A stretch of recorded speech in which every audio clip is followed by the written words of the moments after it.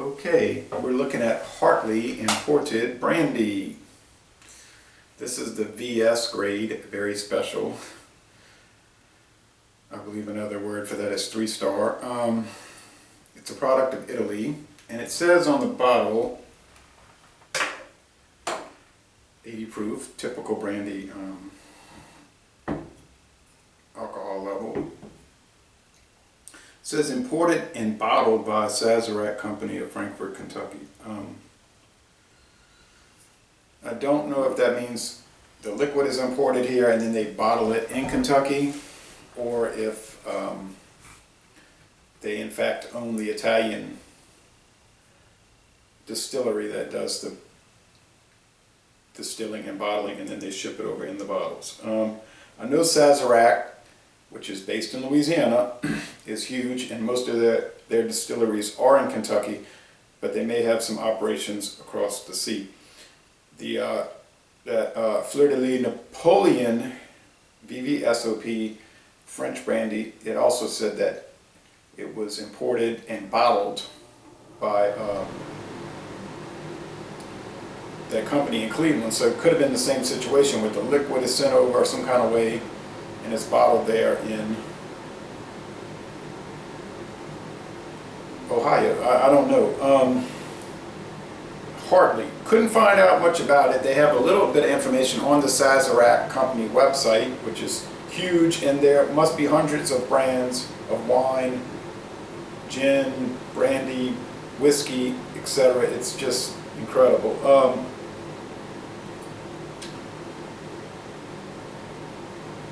Maybe I'll try to contact them one day over there in Metairie and see if they would like to do an interview, whatever. More than likely they'll tell me to get lost. This one is obviously a cheaper brand. You can tell it's got this stick-on label. It's not even centered correctly. It's probably done by a machine, so it's going to miss sometimes. It didn't even glue it down all the way. Might have been hand stuck by immigrant population of Italy, because they do a lot of the manual labor today in Italy. Okay, it's got a little flag of Italy if you can see it real close. There's other bottles, different bottle sizes, big, small, tiny. The regular size bottle, 750 milliliter, they're kind of nice looking. Get to these in a minute. According to their website, they say, quote, the best quality for value. So that's telling you right there, it's a cheap thing. And then they talk about, and I wrote this straight off their website, aroma of fresh buttered rum, cake. The palate is an opulent smorgasbord of rich fruits, Asian pear, orange peel, and juicy apricots, drizzled with vanilla, accentuated by tart alcohol. A clean and crisp finish. And it says something like that leaves you satisfied or something. Okay, I was at this corner. I had to go to the grocery store to get something, and I was at this corner market called Millet's, or Millet, however you want to say it, M-I-L-L-E-T. They own a hotel behind there. Motel, Millet, and they had some unusual, they had the E and J VS, the most common one, everybody has that. And then they had some unusual cognac. That was 2 of these bottles for $9.99, which seemed oddly low. But cognac just means it's a brandy from that part of France, cognac. And like the guy asked me, what is cognac? I'm talking about the clerk. What is cognac? And I said, that's a type of brandy, and I explained it to him. And I said, it doesn't mean it's good, it's just from cognac. It might be garbage, but it's from that region of France. I said, can I just get 1 bottle for half of $9.99? No, you have to buy 2 bottles, because he said if you buy 1, it's $7.99. I was like, nah, I'll check around, but I may not see it anywhere else. So I may have to pass by there one day. Like I said to somebody else, brandy, it's like I'll do maybe 4 or 5 a year, because it's not like you're going to drink through it real fast like beer, right? You sip on 2 to 4 ounces a day. It's about all I can stand. I mean, I like the tastes, but I can't take too much of it. Same thing with sherry. This is the Albertsons, another value brand. distilled in Louisville, Kentucky by County Line Distillers, Barton Brands, owned by Sazerac. So these are the same. This is not shown on the Sazerac website because it's a captive brand. In other words, it's only private label for Albertsons. It's probably sold under other names too, and just made by the same people. So Frankfort, Kentucky, that's the capital and the home of Kentucky State University, and I have been to Frankfort and visited the capital, where there is a monument to Harlan Sanders, Colonel Sanders. Okay, this is Napoleon, VSOP, Pear du Chêne, French brandy from France, obviously. Bordeaux, France. Can't find anything out about this at all. Bought it at Trader Joe's and nothing. Now this says produced and bottled in France. So that's telling me now, produced and bottled in France. The other one's product of France, bottled maybe in America. I don't know.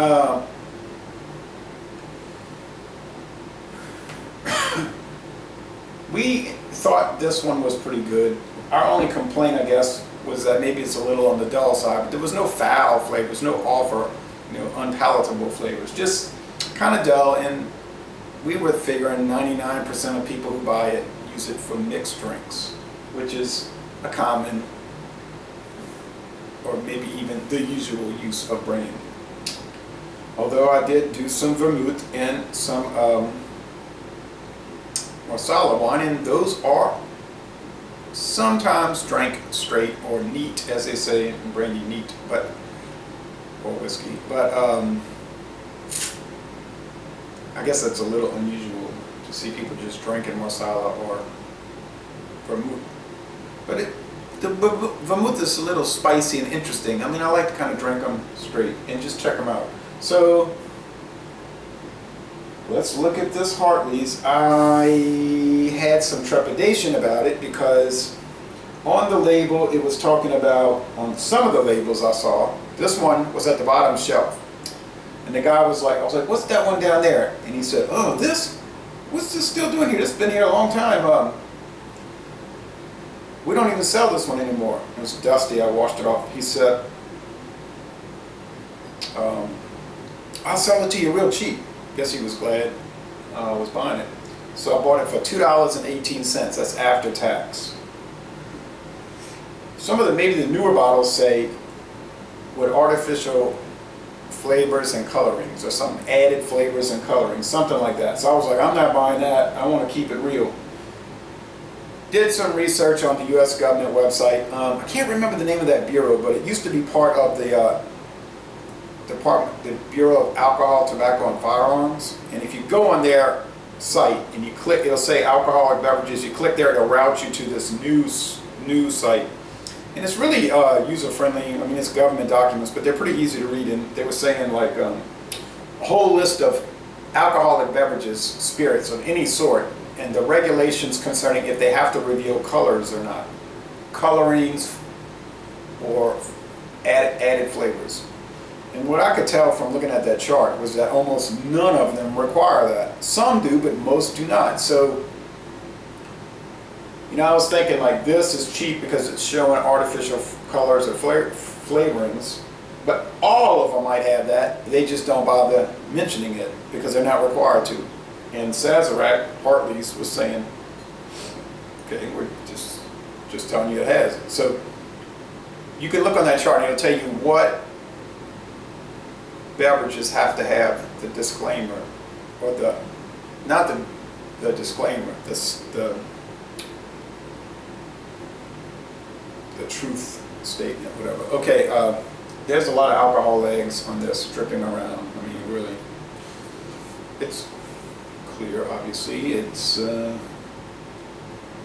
chestnut color, I suppose you'd say, in this little cognac glass. Let's get the notes again. Buttered rum cake. I've been doing this with beer also to see if what they're saying, and the wines, the sherries, wines, fortified wines, if what they're saying is matching with what I'm getting. And typically it is. does typically. Buttered rum cake, yeah, I would say so. Go along with that.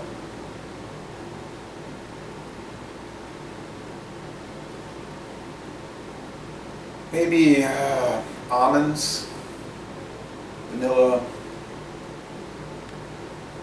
little. Now this smorgasbord of, okay, all these things. Okay, all right.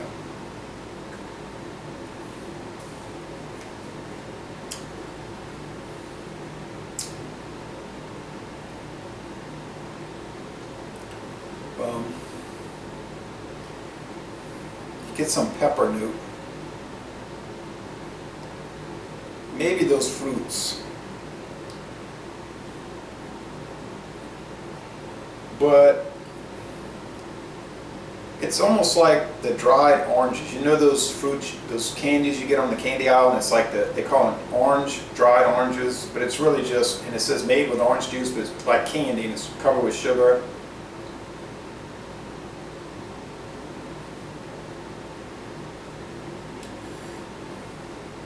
And some green apple, maybe. It's sort of like you get these beers from Minhas, like Boxer, and they will develop this strange yeasty,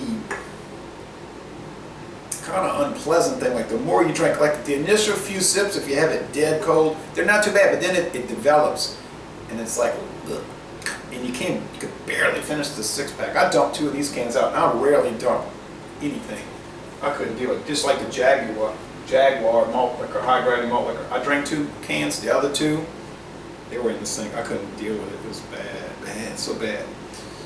And that's what Minhas specializes in, really super cheap, low quality junk.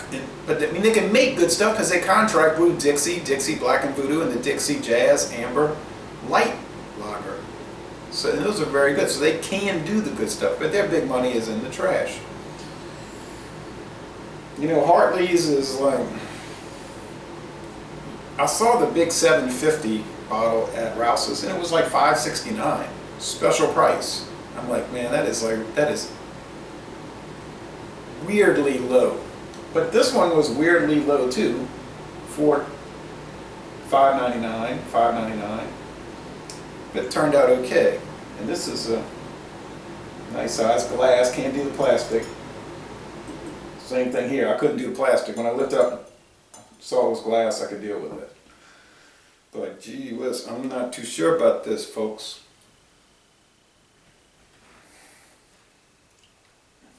You know, this one and the E&J V.S. and especially the XO, you swish them around in your mouth, and they have some really nice things going on. The E&J V.S. is a little harsh. It's a little. The XO is just velvety smooth. You're paying a lot more too, but you're getting a lot more. So I'm thinking, why is E&J V.S. so popular? And even though it's kind of harsh. And this guy, the bulk merchandiser for Anheuser-Busch, Chris, he says, early Jesus. I said, what do you mean early Jesus, E&J? Oh, that's what we call it. You know how we always have to give a name to everything? Early Jesus. And I said, he was laughing about that.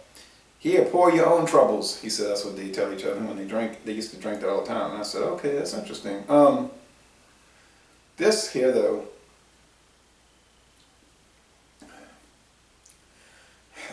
you know, maybe it's some dried fruit, but there's, and it's not totally bad. I'm not saying, oh, it's so bad, it's so dreadful, it's so horrendous. But there's that underlying, it's that strange yeast. If you haven't drank a lot of Minhas beers, you can't really relate. And that would be good if you're not able to relate because you didn't go through it.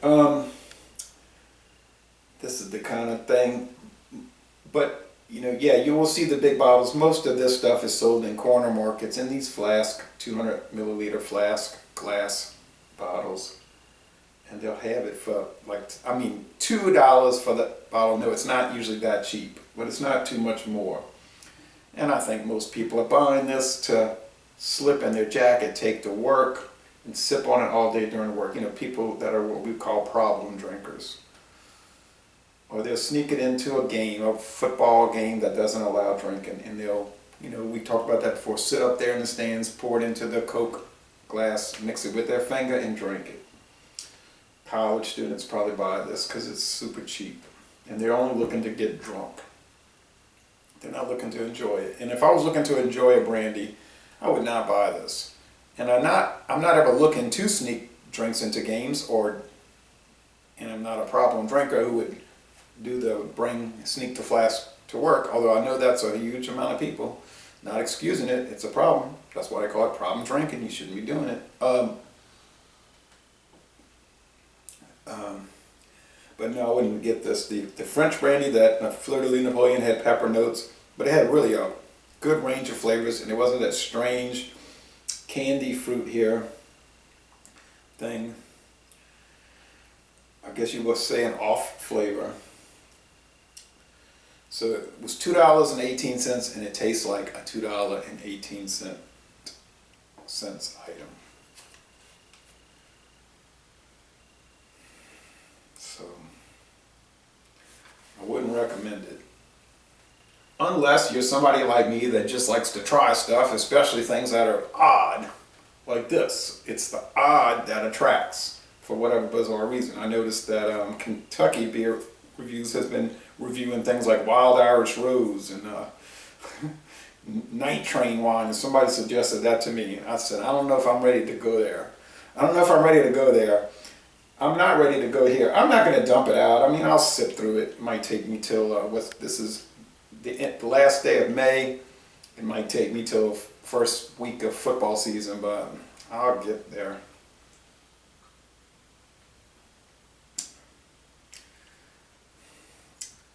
It's that undertaste. It has that Milwaukee's classic reserve undertaste. Murmur, murmur, murmur.